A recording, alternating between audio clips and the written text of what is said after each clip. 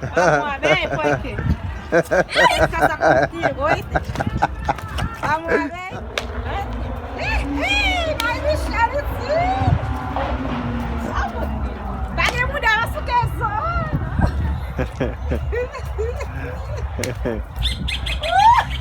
Eu mesmo marié. Lá suque bon da ton marié. Bon fout bien bon da. Mudar a suquezona, mentira. Eu mesmo marié. Comment t'as fait marié si c'est où? Como tá fecha? Tu vai que você vai pro povo, é zoado.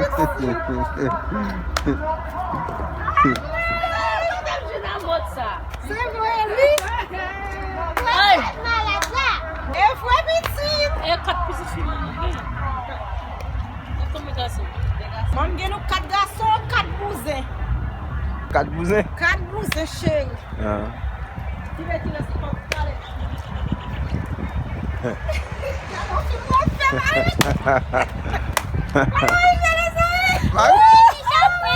Aí já vai ter que ir pra cá, Zé. Mwen pase mwen pi wabiti. Aí já vai ter que ir pra cá, Zé. Pas qu'un babio, pas que vous dites si votre. Mas já consigo ir pra casa, Zé, mas Mwen chéri ti. Mwen kouaz avek un ti garçon.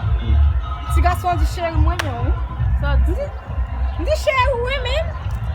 O kasi yon kajou sa. Lè son garçon ki mette sou kajou sa piti. Pa kon ke jan pou remene la. Oh, wè pou lete? Se fil metem sou sa piti. Lè o garçon mwen yon chéri metem sou sa. M senti mwen lè. Ou sa bot? Mwen lè chéri. On va pas notre garçon, non? Bon bagay nou biti. Bon bagay. Dim nou chéri. Dim nou biti. On va pas notre garçon. Mas eu gosto muito. Não, on va pas notre garçon. Non, ou ka ou ficou sa nan garçon? Non, Si viej moi li. Zé, faut qu'on garçon. Moi Zé, faut qu'on garçon. Viej li, chéri. Oui, viej. Baga na garçom. Viej li, oui. Baga na garçom, ele me sucaba na neglab, não para de falar. Ai, ai, ai.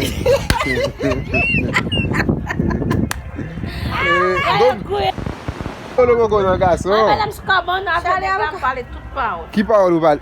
Qui parle ou parle, non? Uma vez, senhor. Vamos uma vez. Vamos uma vez. Dios quiere. Vamos a ver si tú quieres. Habla a la mujer, habla. Vamos a hablar a la mujer. Usted soy haitiano, yo soy haitiano.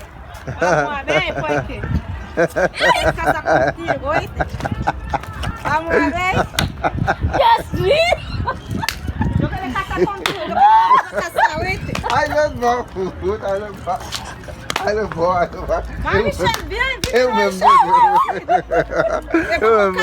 Muy bien, vamos a buscar chéri.